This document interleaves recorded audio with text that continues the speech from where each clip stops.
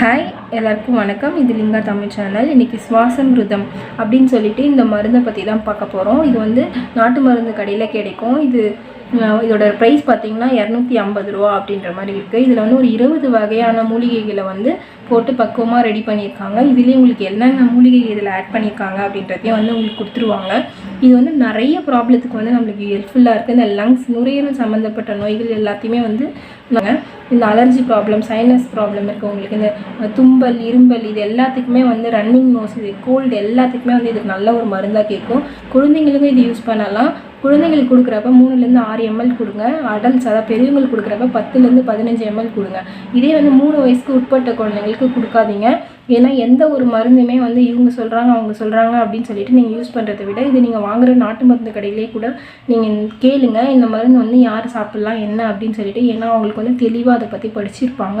அவங்களே உங்களுக்கு வந்து விரிவாக சொல்லிடுவாங்க. ஏன்னா இன்றைக்கி இருக்க காலகட்டத்தில் நிறைய வீடியோஸ் வந்து போடுறாங்க, இதை சாப்பிடுங்க அதை சாப்பிடுங்க. அதுவும் இந்த கொரோனா டைமில் நிறையவே வந்து கொடுக்குறாங்க. இருந்தாலும் ஒரு தடவை நீங்கள் ஆலோசனை பண்ணிவிட்டு ஒரு மருத்துவர்கிட்டையோ இல்லைன்னா இந்த கடையில் வாங்குகிற அந்த நாட்டு மருந்துக்காரங்க கண்டிப்பாக வந்து அதை படிச்சுட்டு தான் அந்த ஃபார்மசி வச்சுருப்பாங்க. அதனால் அவங்கக்கிட்ட ஒரு தடவைக்கு 2 தடவை நீங்கள் கேட்டுக்கோங்க. சுகர் பேஷண்ட்ஸாக இருந்தீங்கன்னா அவங்க சாப்பிட்லாமா, ஏதாவது ஆப்ரேஷன் பண்ணியிருக்கீங்க ஏதாவதுன்னா அவங்கக்கிட்டையும் கேட்டுக்கோங்க, இந்த மாதிரி இருக்காங்க அவங்களுக்கு இதை கொடுக்கலாமா அப்படின்னு சொல்லிட்டு. ஏன்னா இன்றைக்கி இருக்க காலகட்டத்தில் எல்லாத்தையுமே வந்து தீர விசாரித்து நீங்கள் உட்கொள்கிறது தான் ரொம்ப நல்லது.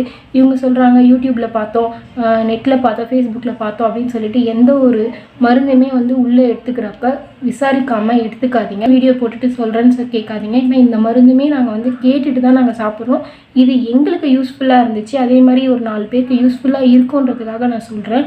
உங்களுக்கு வேணும்னா இதை நீங்கள் விசாரித்து பார்த்துட்டு நீங்கள் சாப்பிடுங்க. தேங்க்யூ.